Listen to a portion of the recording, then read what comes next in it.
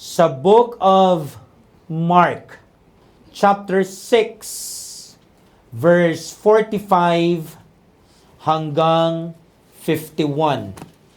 Mark, chapter 6, verses 45 hanggang 41. Nariyan na po kayo? Amen. Basahin ko na ho. And straightway, he constrained his disciples to get into the ship, to go to the other side before Bethsaida, while he sent away the people. 46. And when he had sent them away, he departed into a mountain to pray. 47. And when even was come, the ship was in the midst of the sea, and he alone on the land. 48. And he saw them toiling and rowing, for the wind was contrary unto them. And about the fourth watch of the night, he cometh unto them, walking upon the sea, and would have passed by them. 49. But when they saw him walking upon the sea, they supposed it had been a spirit, and cried out. 50. For they all saw him and were troubled. And immediately he talked with them, and saith unto them, Be of good cheer, it is I, be not afraid. Last verse, 51. And he went up unto them into the ship, and the wind ceased, and they were sore amazed in themselves beyond measure, and wondered. Ang Diyos po ang magpala sa kanyang salita. Maari na ho kayong makaupo. The book of Mark, particularly sa chapter at mga verses na ating binasa, records this miracle. Immediately, pagkatapos po nung tinatawag na feeding of the 5,000. Dito po makikita natin kung paano dinisplay ng Lord Jesus Christ ang kanyang tinatawag na power and provision kasama ng salitang abundance. Yet, even those closest to Him remain slow to understand His full identity and authority. Alam niyo ho ba that Jesus intentionally sends them ahead into that storm? Amen. Sinadya niya po yun. Sinadya niya po kumiwalay at magpaiwan ng konti, manalangin doon sa isang bundok, then comes to them walking on the waters, doon pa sa pinaka-darkest hour of the night. So, this passage is not merely a wonder story. It is a classroom lesson din po. Na kung saan ang Panginoong Yesus, ina-address niya exactly sa kanyang mga followers na nag-i-struggle sa takot ng mga panahon na ito, yung kanyang pagiging Diyos na makapangyarihan sa lahat. Kasi ang fear, nakaka-freeze. Tapos, kapag may fear, ang faith, malaki ang possibility mag-waver. Bakit? Kasi merong tinatawag na uncertainty. Kawalang kasiguraduhan o katiyakan ng kaligtasan o maging ng isang future. Alam niyo ho ba na maraming beses kagaya ng pagkakataon na ito sa kwentong ating itatalakay na He does not remove the trial before it begins, but meets them inside that trouble. Para saan? Para i-reveal yung kanyang sarili. Bilang Bilang Lord of circumstances, Master of nature. At the same time, yung great I am sa Old Testament na hindi po nawawalan ng sight o pagtingin at pagbabantay sa kanyang mga tao para mangyari yung purpose niya sa buhay nila. Para ho sa lahat ng mga pinaparalisa ng takot pa rin, ang pamagat ho ng mensahe natin ngayong gabi ay, ask Jesus, not what will break me, but what will make me. Inuulit ko po. Ask Jesus, not what will break me, but what will make me. So yan po ang magiging finale na mensahe natin sa ating Isaiah 41:10 na fear thou not. Wala na po akong makita na iba pang magandang panapos sa tinatawag na alive in faith, dead in fears natin, maliban sa kwento ng Panginoong Yesus at ng kanyang mga disipulo. Kasi maiko-connect po natin yan ng direkta sa ating tagapagligtas at sa church na to. Amen. Point number 1. Jesus dealt with their fear. Jesus dealt with their fear. Sa mga sandali pong ito, binabagyo po ang mga disipulo habang sila po ay nasa gitna ng dagat. Malakas po at salungat ang hangin. Kaya hirap na hirap pong magsasagwan ang kanyang mga taga-sunod. Kaya hindi po nila magawang makarating agad doon sa kanilang destinasyon, doon sa Pangpang. Kasi po, maliban po sa masama ang panahon, gabing-gabi pa. Tandaan nyo po wala pa sila nung technology na meron tayo ngayon. Right. Amen. Gusto ko pong bigyan ng diin sa inyo yung lakas ng hangin at dilim ng gabing ito. Kasi po, ang sabi diyan, yung gabing ito ay nasa bandang 4th watch. If I'm not mistaken, pag sinabi pong 4th watch sa Bible, ito po ay nasa pagitan ng alas 3 hanggang alas 6 ng umaga. So makikita nyo po yung tindi ng pwedeng idulot nitong takot. Niyuyugyug yung bangka nyo, hinahampas ng alon, kinokontra kayo ng hangin sa gitna ng dagat na sobrang dilim. Tapos meron pang naging dagdag na takot. Nang bigla daw merong lumitaw na naglalakad sa tubig. Kaya nga, ang sabi dito, nung makita nila, akala nila spirit. So ano yon? Akala nila ghost.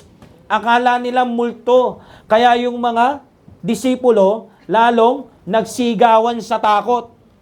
So makikita nyo po yung hirap ng kinalalagyan nila. Talagang corner na corner sila nung sitwasyon. Pero, naimasmasan din naman sila. Kasi, ang lumalakad pala sa tubig ay walang iba, kundi ang Panginoong Yesus. Kasi nga naman, sino ba namang hindi matatakot, out of nowhere? May isang lalaki naglalakad sa tubig. At hindi lang basta naglalakad sa tubig, naglalakad na parang wala lang sa gitna ng malakas na bagyo, na may malakas na hangin, na mayroong matataas na alon ng tubig. Tapos parang wala lang papunta sa kanila. Kung ikaw at ako yon, maniwala ka, matatakot ka rin. Matatakot din tayo. When they saw the Lord walking on water, they assumed na ghost ito. Bakit sila natakot? Ang tanong, Pastor, bakit gano'n na lang yung buhos at lakas ng takot nila? Natakot sila kasi nagkamali sila ng pag-intindi. Mali yung pag-intindi nila sa nakikita nila. Nakalimutan nila kung sino talaga ang may hawak ng lahat. At ganoon din po tayo, kaya tayo natatakot kasi meron tayong tinitignan na sitwasyon na mali ang gamit nating mata at paningin. At pag mali po yung ginagamit nating mata at paningin, anong nangyayari?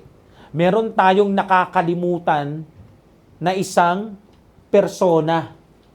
Actually, hindi nga lang basta person Almighty God na may hawak ng lahat. Kaya, anong ginawa ng Panginoon nung mali yung pag-intindi nila sa nakita nila? Be of good cheer. It is I. Nagpakilala siya. Nagsalita ang Panginoon. Walang patumpik-tumpik. No delay. Para ikalma yung tinatawag na nagpapanik attack ng mga miyembro ng Panginoong Yesus. Verse 50. Ano sabi niya? For they all saw him and were troubled, and immediately he talked with them. Ayan, no? So, nakita niya na halos lumuwa na marahil yung mga puso ng mga to sa takot, nagsalita na siya. Be of good cheer. It is I. Be not afraid. Sabi niya, ako to. Huwag kayong matakot. Parang sa atin din, no? Sa Christian life natin, pag nakakalimutan natin kung sino yung Diyos natin, doon tayo pinakatakot. Kaya ngayong gabi, pag-uusapan natin ang bagay na to para meron tayong good cheer. At lagi nating maaalala kung sino yung Diyos natin. Siya si I am. Para kapag may takot, hindi tayo lalamunin. Alam natin na walang mataas na alon ang hindi kayang lakaran ng Panginoon.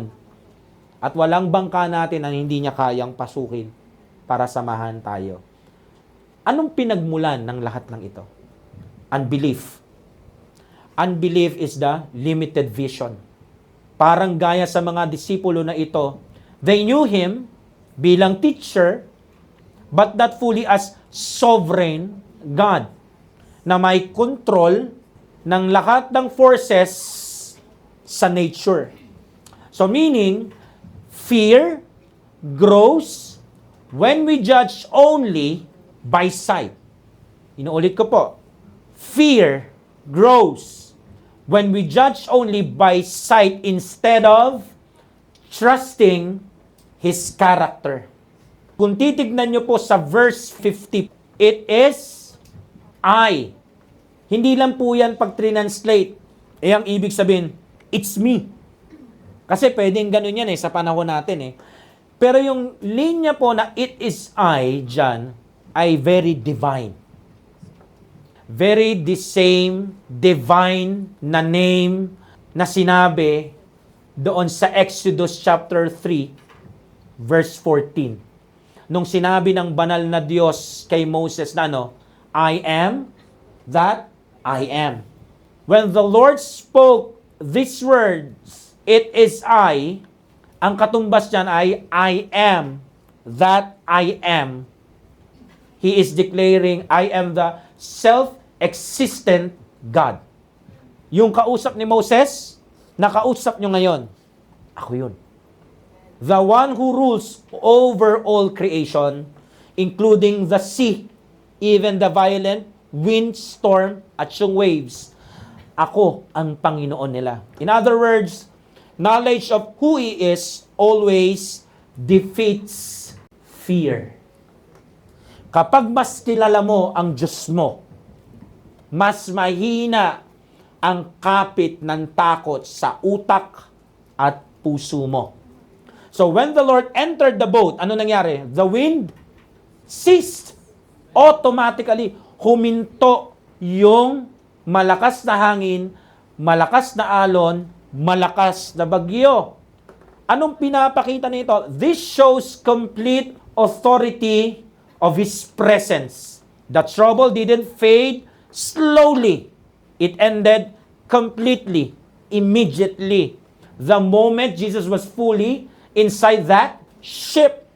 Kapatid, anong tinuturo sa atin yan? Ito lang po. It teaches us storms remains only while we try to handle them alone. Ginagawa ng mga disipulo lahat na magagawa nila. Pilit nilang linalabanan yung hangin na lumalaban din sa kanila. Todo sagwan sila, pero hindi naman sila nakakaalis dun sa gitna. Nandun pa rin sila sa isang madilim na oras o sandali. Why? Kasi ang inaasahan nila, yung lakas nila. Yung kakayahan nila bilang mga mangingisda. May mga mangingisda doon. At hindi lang po basta pipitsuging mangingisda yung mga nandoon, kundi mga veterano. Kumbaga, pinanganak sila na yun talaga ang occupation ng kanilang mga pamilya. Pero ang makita ho natin is hindi nila nagawang talunin yung hangin, alon at bagyo. Kahit gaano pa sila kagaling o kabeteranong mangingisda. True peace comes not when the weather changes first, but when we welcome His presence fully into our boat. Ang tunay na kapayapaan, hindi po yan dumadating kapag nagbago na ang klima. Dumarating po yan kapag winelcome natin ang Panginoong Yesus at yung presensya niya sa bangka ng ating buhay. Kahit po makuha nyo po lahat ng yaman sa mundo, pera, posisyon at kapangyarihan at koneksyon. Kahit papasukin nyo at yakapin nyo ng buong buo yan sa buhay ninyo, wala pong maidudulot na kapayapaan yan. In fact, meron nga yung mga kabuntot na malalakas na hangin at alon pa nga, na hindi mo lubusang inaasahan. Ngayon, kung ilalapag mo sa mga yan, ang kapayapaan mo, ng asawa mo at ng pamilya mo, nagkakamali ka. Why? Because true peace comes not when the weather changes first. Kung iniisip mo, magiging payapa lang ako kapag ganito na yung estado ng buhay ko, kakamali ka. Hanggat wala sa bangka ng buhay mo si Kristo, walang kapayapaan. Kahit mukhang payapa pa sa labas, pero ang isip mo punong-puno ng daluyong, malalakas na alon yan. Storms do not mean God has abandoned us. Hindi po ibig sabihin kapag may bagyo, mahal kong kapatid, iniwan na tayo sa ere ng ating Diyos. Ang gusto ko pong makita nyo, kapag may bagyo sa buhay natin, bagamat hindi pa siya kumikilos, hindi ibig sabihin natutulog siya. Nakatingin lang siya. Kasi meron siyang right timing. Tingnan nyo po. And he saw them toiling in rowing. So, nung nakita niya na nandun na sila sa gitna ng dagat, isipin mo, natatanaw niya pa rin yun. Nakatingin siya. At nung nakita niya na nag-i-struggle na talaga ng sobra, dun siya lumakad. Kaya minsan, merong mga malalakas na hangin ng suliranin, malalakas na alon, ng mga takot. Tas ang feeling natin, wala ka bang gagawin? Meron siyang ginagawa. Ang una niyang ginagawa, tinitignan ka niya. Tinitignan ng Panginoon, saan yung timing na papasok ako. Kasama po sa walking by faith ang maupo ka muna sa waiting area. Kaso minsan tayo, dahil out of anxiety, panic attack, nakakapagsalita tayo sa isip natin at verbally ng, wala ka bang gagawin? Titignan mo lang ba ako? Alam nyo, pag tubingin ng Panginoon, hindi siya basta nakatingin lang. Inaaral niya kung ano yung solusyon na ibibigay niya sa atin. Kaya nga ako sa 48 na binasa ko, di ba, ano sabi diyan? He saw. At nung nakita niya na po, na oras na para lumakad sa tubig, anong nangyari? He comes exactly at the right moment. The things or situations that makes us shake in fear, storms, problems, confusions, or things we don't understand, are usually not signs of God is abandoning us or God is far away leaving us. Instead, these are very often the exact moments when Jesus is actually drawing nearer, just in a form or manner we never imagine or plan for. Gusto ko pong ma-realize natin, fear is natural reaction. It's normal.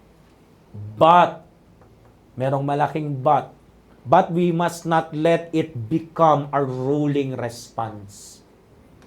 Yun ang hindi natin dapat payagang mangyari. Siya na ang kumontrol sa atin, siya na ang mag-decide para sa atin, siya na yung maging master natin. Ang Israel din naman they were terrified. Pero anong sabi ni Moses sa kanila? Fear ye not. Stand still. The Lord shall fight for you. Amen? Mga kapatid, ang ito lang gusto kong sabihin. Bakit hindi natin i-reassess yung ating mga kinakatakutan? Kasi baka yung mga linilabel natin na threat or disaster, baka po hindi po talaga threat at disaster. Hindi kaya, bagamat ito ay unusual, pero ito ay unusual way ng Lord para maramdaman mong lumalapit siya sa iyo at gusto niya maging malapit kayo nung nakakatakot na sandaling yun. Nakukuha niyo ho? Our Lord Jesus Christ does not scold their startle. Pag sinabing startle, yung nabigla sila, na-shock sila doon sa pangyayari, o bigla na lang silang na-frighten. At nangyayari po yun sa atin lahat, na wala tayong depensa, nabibigla tayo sa mga pangyayari. Pero tandaan niyo po, ang Diyos natin, hindi tayo makakatikim ng scolding dyan. Kaya nga ako, lagi ko sinasabi sa inyo, mga minamahal, please, buksan niyo po yung mga puso at isipan niyo. Kapag meron pong nag-anxiety, nagpa-panic attack, o merong may mga depression, huwag niyo po silang tignan na weakling. Huwag niyo po silang i-despise sa mga puso at isipan ninyo. Bigyan niyo po ng pag-unawa. Ngayon, kung wala naman po kayong masasabing maganda, mas maganda po manahimik na lang. Alam niyo kung ano magandang gawin? Pray for them. Kasi gaya ng sabi ko, baka mamaya, one of these days, mahinto yung nakaka-despise na comments mo at mahinto yung ngising aso mo. Kasi you can never tell kung sino ang tatamaan ng loop ng takot sa pamilya mo. Hindi ako nananalangin na merong mangyaring ganun sa'yo, sa asawa mo, sa anak mo, o kahit kanina sa pamilya mo. What I'm trying to say is, huwag kang magsasalita ng tapos sa isang bagay na hindi mo pa napapasok. Hindi mo pa nararanasan. Kasi mamaya, ang tingin natin sa sarili natin, too strong, I can handle this, anxiety, I can handle that panic attack, tapos nung nandun ka, ibang storya ang nababasa ng mga tao sa'yo. At kung hindi naman sa'yo, sa mga taong mahal mo, I don't think gusto mo ring makarinig na mga nakaka-despise na comments at mga facial expressions na parang ngising aso kung nangyayari yon sa mga taong mahalaga sa'yo at malapit sa puso mo. So stop. Kung ang Lord Jesus Christ natin walang scolding na ginawa nung nag-startle sila, wala tayong right na gawin din yan. Pastor, baka unbelief yan. Kahit pa, hindi pa rin lisensya yon. Ngayon, kung nakita mong unbelief, kailangan mo siyang tulungan mo. Pero again, kung wala ka pang sapat na experience doon, for example, nakinig ka lang ng preaching na to, tapos ikaw hindi mo pa nararanasan yon, huwag kang mangahas na magpayo. Kasi baka ang payo mag-backfire. Okay? Maging maingat po tayo. Malinaw? Amen. Kaya again, kapag nakakita tayo ng kapwa-tao natin, kapwa-believer natin, na nag-i-startle, nag-anxiety, nagpa-panic attack, inuulit ko, iwasan yung mang-scold, mang-despise. Amen po ba? Be like the Lord Jesus Christ. Pinapaalala ko po kung sino siya sa atin at ano yung ginawa niya. So, paalala mo rin sa sarili mo. Maging ganun ka rin sa iba.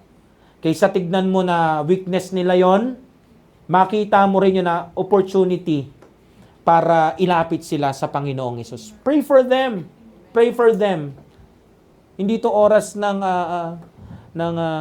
panunuya o paghagik-gik ng may kasalbahihan. Hindi po. Ito po ay oras ng Lord. Thank you. Wala ako dyan. Hindi ko naman sinasabi na sila yung mas okay nandun. Hindi po, Lord, nagte-thank you po ako kasi baka ako hindi ko kaya, nakita mo hindi ko kaya, kaya hindi mo binigay. Thank you po, walang ganyan po sa pamilya ko, sa anak ko, sa kahit ano. Amen? So, advice naman po sa point number 1 na ito. Sa atin naman mga mabibilis, mag-startle o mag-anxiety, mag-panic attack, ang maipapayo ko marahil sa atin, when fear rises, stop screaming. Start listening. Saan? Sa kanyang boses. Kasi maraming boses sa isip di ba? Pero alalahanin mo yung preaching na narinig mo.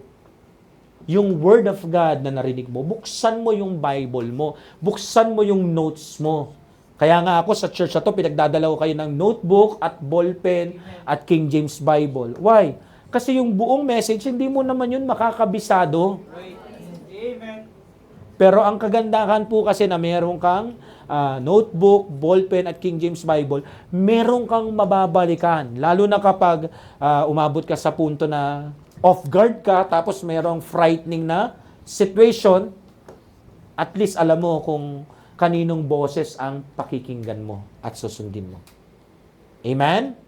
Kasi pag nag-anxiety na tayo, nag-panic attack na tayo, minsan ang pakiramdam natin, inabandon tayo ng Diyos Nandun tayo agad sa drama-rama ng emotions natin Pero kapag meron po kayong kwaderno, ballpen at King James Bible na naka-record yung salita ng Panginoon at yung tamang paliwanag, makikita nyo, hindi kaya ito unusual way, pero effective way ng Lord Jesus Christ for me para mapalapit ako sa Kanya at siya makalapit sa akin. Kasi yun po yung nangyari dito Tandaan nyo po, siya ang nag-constraint sa kanyang disciples sa verse 45, sumakay ng bangka at maglayag. So, ibig sabihin, siya ang naglagay doon. Sinet up niya yon. Para saan? Magtagpo sila sa gitna. Baka ito ang paraan ng Lord para magtagpo kayo sa gitna. Di ba, ang tagal mong hinihingi, Lord, pakita mo sa akin yung kalooban mo. Saan ba ako magsisimula? O dito, sa nakakatakot at madilim na gitna. In every storm, Jesus sees me. Whatever I fear, He is greater than it. Mark chapter 6, verse 48. Kaya let us always speak His promises aloud. Kapag may anxiety, may panic attacks, tandaan po natin itong mga inaaral natin. At sana marinig natin palagi, be of good cheer, it is I, be not afraid. Kaya simula ngayon, SBC family, pwede ba ipangako natin sa ating mga sarili? Hindi bukas ngayon na Pwede ba? Sabihin natin, I will refuse to act based only on what my eyes see. So, hindi ka nababase sa nakikita mong sitwasyon. Saan ka nababase? Sa kayang gawin ng Panginoon. Isaiah 43 verse 2. When thou passest through the waters, I will be with thee. And through the rivers, they shall not overflow thee. When thou walkest through the fire, thou shalt not be burned, neither shall the flame kindle upon thee. Ano sinasabi ng Lord dyan? Hindi kita iaabandona. Kaya wag kang matakot. Kasama mo ako. So, brethren, stop treating outward appearance as the final truth. Our eyes only catch what is visible right now. The storm, the difficulty, the delay, or what looks scary or impossible, but they cannot see God's hidden plan, timing, and purpose. So, dun po tayo dapat mag-focus sa kung ano yung mga hidden plan at timing at purpose ng Diyos. Amen? Point number 2. Jesus dealt with their faith. Jesus dealt with their faith.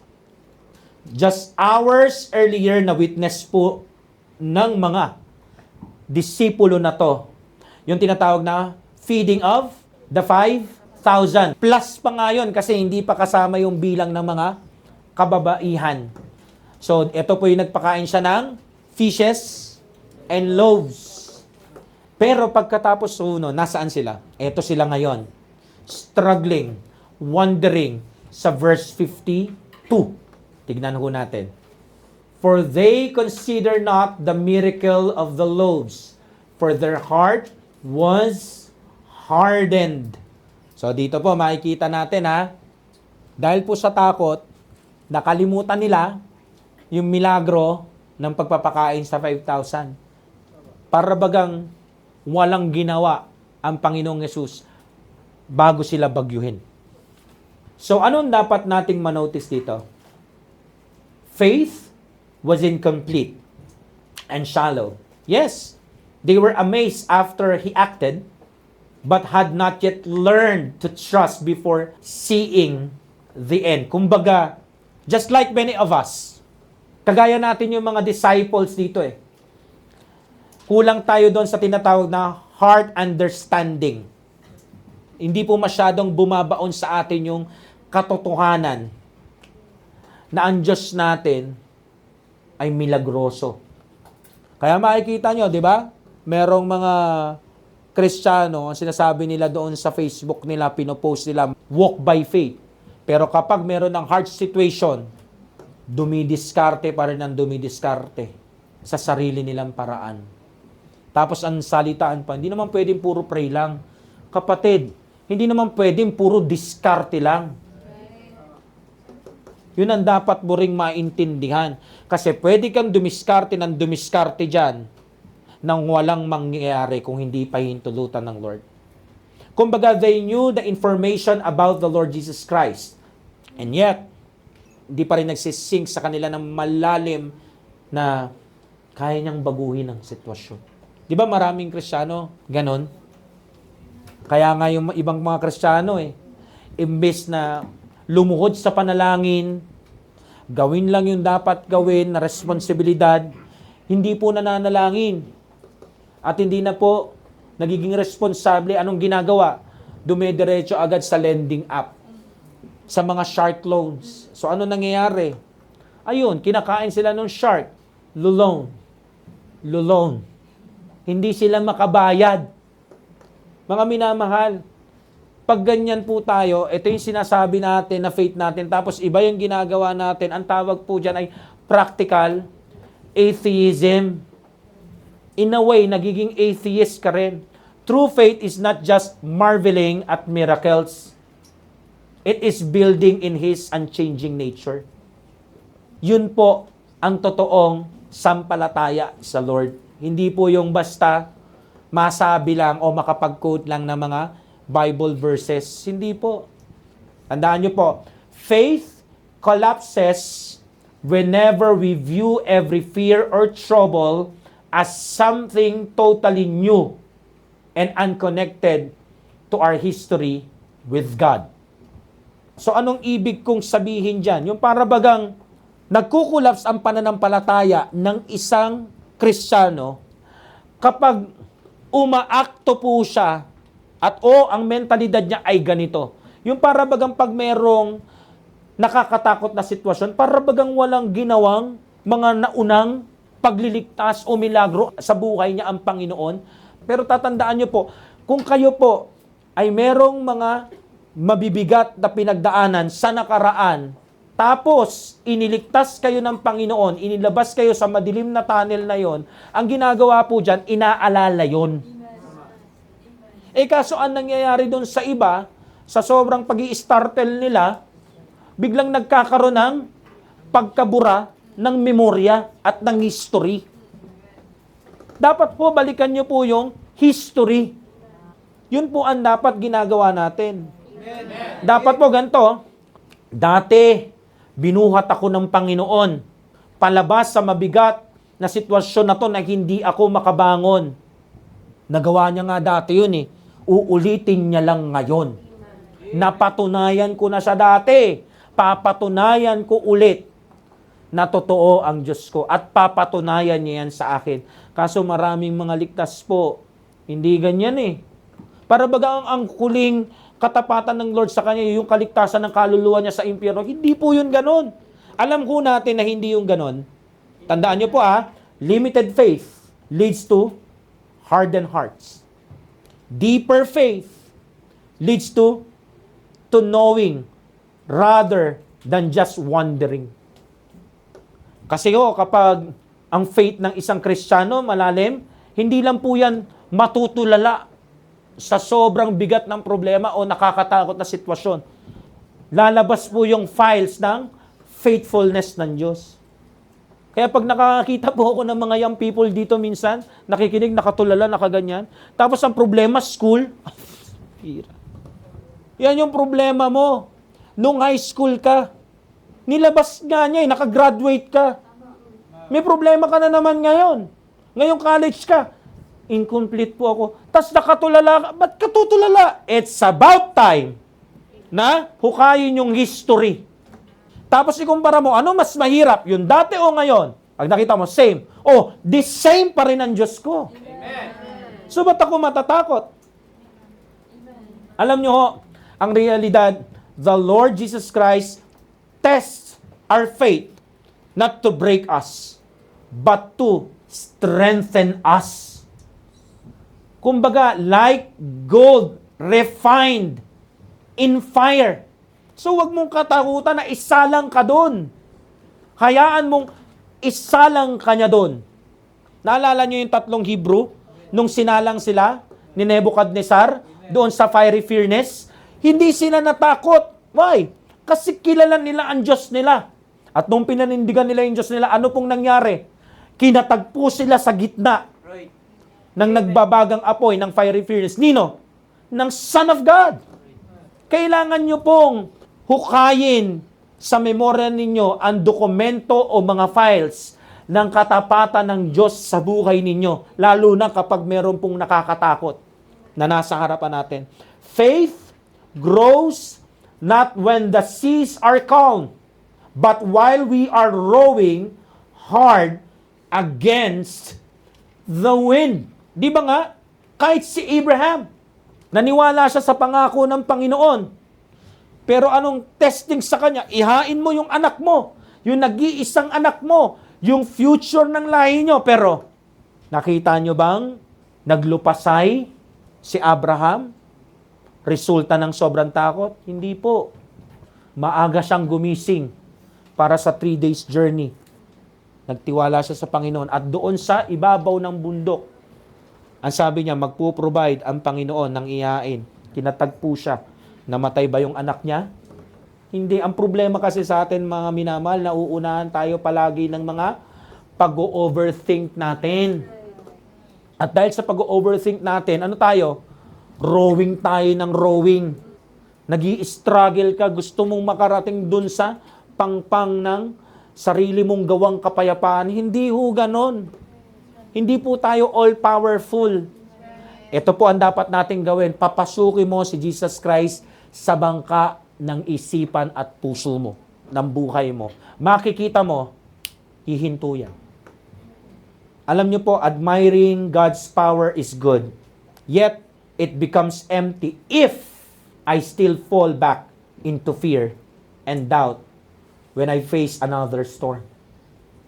Maganda na alam natin na all-powerful siya. Pero yung attribute na yon nagiging empty sa tuwing babalik tayo doon sa cycle ng takot at pagdududa natin kapag may panibagong storm. Dapat pag may panibago o another storm, okay? Asan yung records? Asan yung files? Asan yung folders? Pakilabas. Yung list ng mga katapatan ng Lord sa mga hardships na meron ako. Dapat po ganun tayo. Rebuke po natin. Huwag na ho natin ulitin yung mga pagkakasala natin sa Panginoon. Huwag na ho natin kalimutang balikan o i-reconsider yung mga miracles ng Panginoon. Sila nakalimutan nila yung yung fishes and loaves. Huwag natin gawin yun. Kasi ano mangyari? Mag-struggle tayo, sagwan tayo ng sagwan, mga mangyayari doon. Hindi ka makakaalis sa madilim na karagatan na yon na nakakatakot. Unless makita natin siya bilang siya. Hindi po natin dapat makita ang Lord na para bagang nakakatakot na parang hindi natin malalapitan. Kaya nga dito po, di ba? Siya ang lumapit. Pag lumalapit po tayo sa Panginoon, hindi po yan magpapa-importante kahit ang pinaka-importante sa lahat. Lalapit po yan sa atin. Ang problema kasi sa atin, palapit siya, pa ibang direksyon tayo. Gusto niya nga tayong katagpuin sa gitna makipagtagpo tayo, mga minamahal.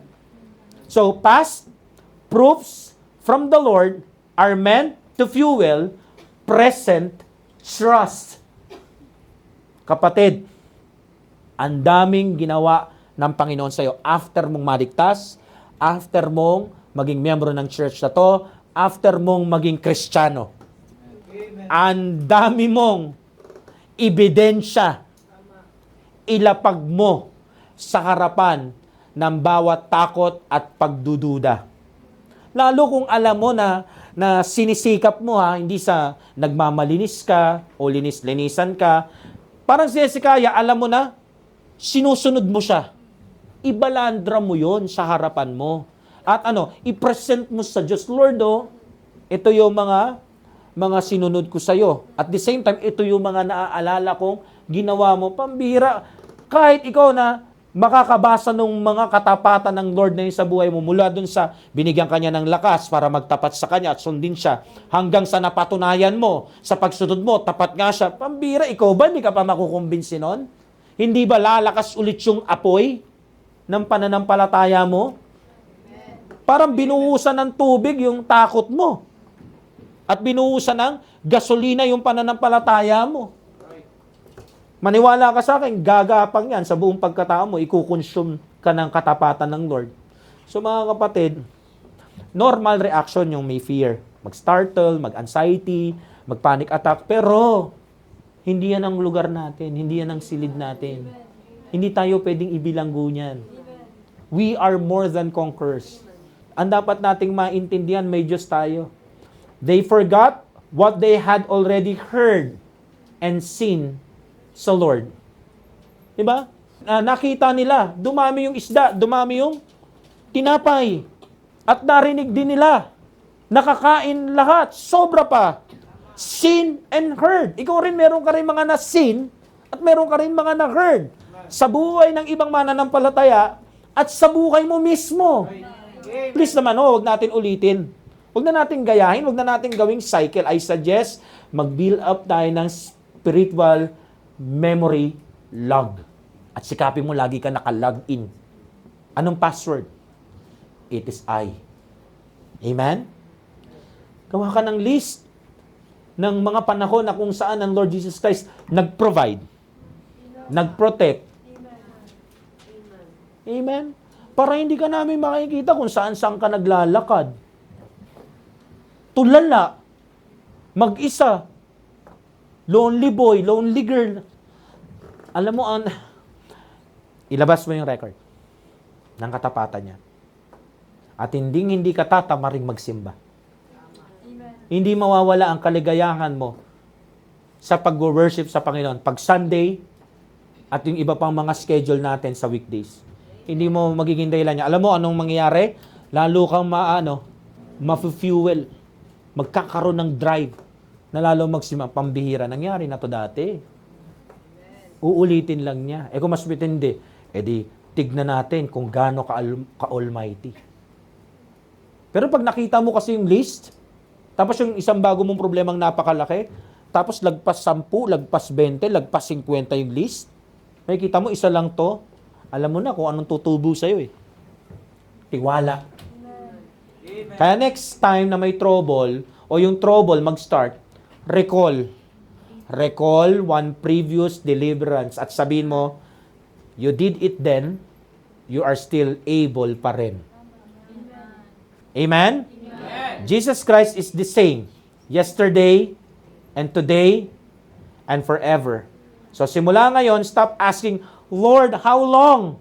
And begin saying, Lord, you are enough regardless of how long. Ang tanong lang dito, do you believe that? Nakapako ka ba doon sa katotohanan na yon? Ngayon kung hindi, mag-iiwan ako ng verse bago tayo lumundag sa panghuli na puntos natin. Mark 9:23.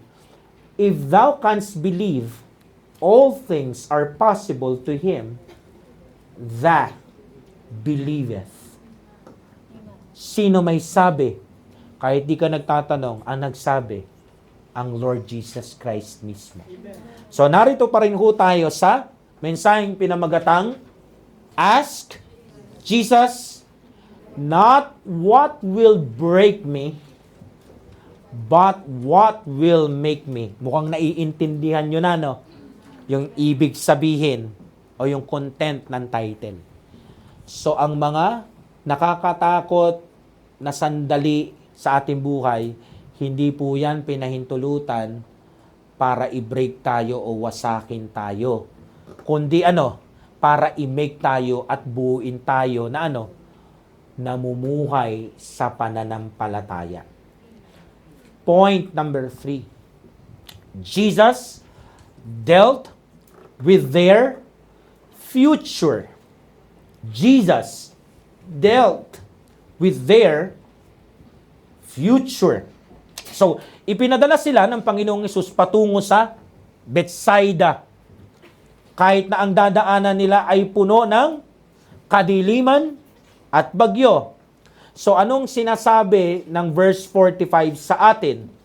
And straightway, he constrained his disciples to get into the ship to go to other side before unto Bethsaida, while he sent away the people. So, anong sinasabi sa atin ito? He never lost sight sa goal o dapat maging destinasyon nila. Tandaan nyo po pinauna sila. Pero hindi nagpaiwan ng Panginoon, tapos dud na lang siya. Alam niya kung saan sila papunta. Saan? Bethsaida. Sa Christian life natin, alam niya kung saan dapat patungo ang Christian life mo. Pero may mga times na hinahayaan niya tayo na maunang pumalaot doon. Pero it doesn't mean bahala ka na sa buhay mo. Hindi po. Kasi minsan may mga drama tayo na parang iniwanan tayo ng Lord. Hindi. Alam ng Lord ang timing. At nabasa natin dito, hindi siya nagpaiwan, tapos period, you are on your own na.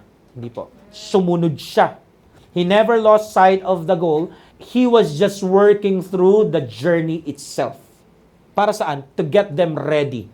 Ready for what? Sa kanilang growth. Anong growth? Faith.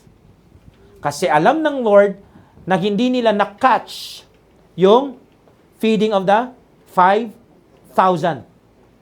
Kaya gusto niyang lagyan ng pako yung kanyang pagkatao at pagka-Diyos sa kanila. So, bago sila mag-arrive doon sa kanilang destination, gusto niya muna magturo ng lesson. Makikita ho natin dito sa verse 45, ang direksyon ay fixed.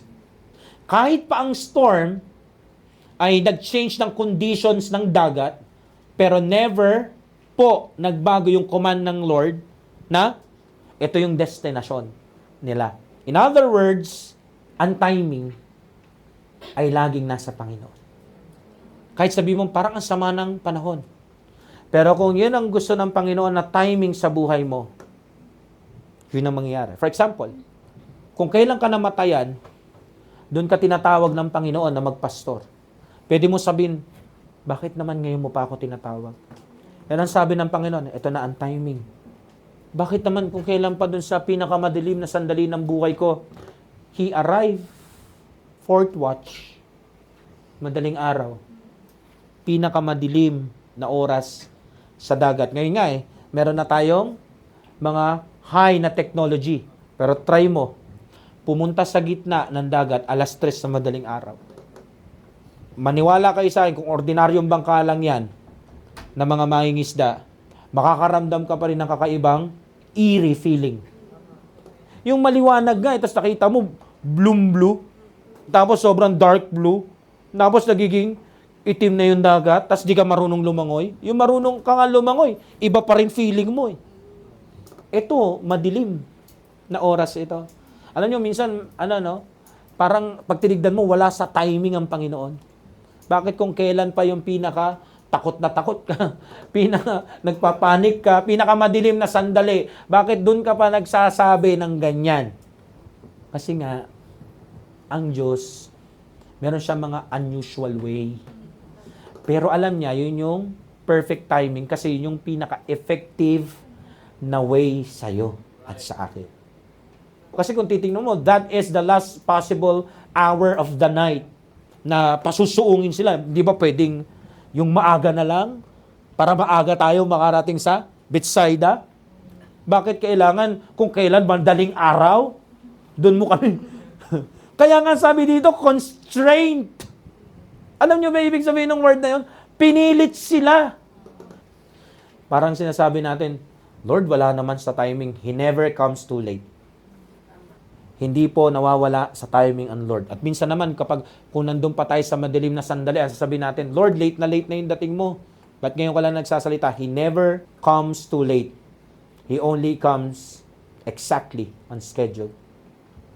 Hindi man sa kamay ng mga relo mo at timeline mo, pero sa timing ng Lord, perfect timing yon. Ang future natin ay secured sa kamay ng perfect will ng Lord. Hindi po yan nadidetermina sa hangin at alon sa Christian life natin. It's like, when we cannot see shore, He holds the map and walks above the water of obstacles. So, hindi niya kailangan ng magandang klima. Ang kailangan niya, yung pagtitiwala mo, gusto niyang makita. We naturally look for safety. Tama po? In things, lalo na, we cannot control and understand. Gusto natin, meron tayong enough strength, meron tayong clear plans, sure directions, even good conditions, but none of those are reliable foundations in this Christian life. Ang katotohanan po, our ability is limited. Amen. Limited po. Actually, pag sinabi kong limited, very limited. Kung usapan ng mga mata lang, hindi po mananalo yung mata natin sa tanaw ng mata ng agila. Scientifically proven po yan. So, usapang limited talaga. Tapos diniliman mo pa. So, ang dilim na nga na nakikita mo, limited pa yung scope. Our sight reaches only a very short distance. Pero hindi ang Panginoon. Isipin mo, nasa bundok siya, no? Tapos nasa dagat sila. Galing, no? He saw. Sabi doon, nakikita niya sila. Nagtotoil. Nagro-rowing. Hindi siya tumigil sa pagtingin sa kanila. Alam niyo ho, kapag pinilit ho natin yung tomorrow, yung kinabukasan natin ay mag-rest sa kumpiyansa natin, sa tinatawag na sarili nating strength, sarili nating plans, sarili nating mga feeling natin, sure directions natin, tapos yung pangangapa sa tinatawag na kondisyon, biglang nagbabago ang weather eh. Kaya nga may kasabihan, weather lang yan. Kaya kung dyan po tayo maglalagay ng kumpiyansa natin, masasaktan tayo. Pero ito lang po ang iiwanan ko sa atin na dapat ma-realize natin. And I hope ma-encourage ng everyone sa atin. The storm chapters is never the final chapter in God's book. Chapter lang yon, chapters lang yon. Hindi ng buong aklat ng buhay mo na ang author ay ang Lord Jesus Christ. Naalala niyo pa ba si Joseph? Amen. Pinagkaisahan ng mga kuya niya, ibinenta ng mga kuya niya, tapos years ang lumipas, makikita natin siya, nandun na po siya sa pagiging alipin sa bahay ni Potiphar, tapos napagbintangan pa sa kasalanan na hindi niya nagawa, nakulong po siya. Pero pinakita po ng Diyos sa kanyang salita ang katapatan niya sa mga nagtatapat sa kanya kay Joseph. Alam natin yung storm chapter ni Joseph na yon. Yung darkest chapters sa buhay ni Joseph na yon. Alam natin lahat. Pero lahat po yun, yung mga chapter na yun, hindi po yun mga dead ends. Sa halip, they were pathways sa deliverance, hindi lang ni Joseph, kundi ng maraming nation, kasi magkakaroon pala ng matinding taggutom. Kaya nga sabi ni Joseph, no, naintindihan niya yung storm chapters niya. Ano sabi niya? Genesis 50 verse 20. Ito ang sabi ni Joseph. But as for you, ye thought evil against me, but God meant it unto good, to bring to pass at is this day, to save much people alive. So yung pinagkaisahan niyo ako dati, binenta niyo ako dati, naging nangatulong, naging alipin ako dati, nagkaroon ako ng bad record dati, lahat yun dahil sa kagagawan nyo. Yun yung unang pagkakaintindi ko. Pero nung siya ay nag-mature, naintindihan niya, sinadya yun ng Lord kasi maraming tao ang mamamatay kung hindi si Joseph ang magiging prime minister ng Egypt. Kasi maski si Pharaoh, wala siyang kakayahan gawin yung ginagawa ni Joseph. Amen. Kaya yung storm chapters, ha? Amen. Hindi po yan yung pinakaaklat. Mga minamahal, bakit hindi ho natin i-re-examine yung mga nakakatakot na sitwasyon natin sa kasalukuyan? Kasi sometimes, what looks like derailment to us is often development to God. Nung umpisa, medyo may konting yabang si Joseph. Nung napanaginipan niya na yuyuko ang lahat sa kanya, yung kanyang mga kapatid, ultimo yung kanyang mga magulang, hindi lang po siya basta na-excite nung sinabi niya yon. May konting po doon, pitik ng yabang. So, hindi siya pwedeng maging savior sa great famine nang meron siyang ganong gaspang ng ugali. So, anong ginawa ng Panginoon? Ipinasok siya sa storm chapters para yung mga matutulis na edges, matanggal, para mag-mature siya. Para kapag nakahawak na siya ng second na pinaka-mataas na kapangyarihan, hindi siya ma-overwhelmed ng power. Hindi lalaki ang ulo niya. Kaya tinan niyo, di lumaki ulo niya, di ba? Napatawad niya yung mga kapatid niya. Kasi yung moment na yun, pwede niya na silang gantihan. Pero anong ginawa niya? Hindi siya gumante. Epektibo yung development ng Lord sa kanya sa department ng derailment. Kaya sa susunod na meron po tayong mga pagdadaanan, tapos feeling natin yung timetable natin nasasagasaan, para bagang nawawala tayo dun sa smooth na path ng mga plinano natin na dapat tayong maging, para bagang ang Diyos tinitake niya away yung mga gusto natin. Feeling mo na off track ka dahil sa kalooban ng Lord o dahil sa mga bagyo sa harapan mo. Teka lang, hindi ba pwedeng training zone? Hindi ba pwedeng answered prayer? Kasi di ba sabi mo, Lord, increase my faith. Lord, bigyan mo ko ng growth. Lord, tulungan mo ko mag-mature. O, tara. Tara. Gawin natin yung development mo. Nga lang, ang feeling neto, derailment, ha? Kaya sana ho, no? Wag naman ho na pag may storms, anxious agad. Panic attack agad. Ito bakit, ito lang dagdag ko lang. Bagamat wala to sa outline ko. Baka tinuro ko yung anxiety, panic attack. Baka naman ho lahat ng miyembro dito, every week may anxiety, may panic attack. Tas di ka namin makausap.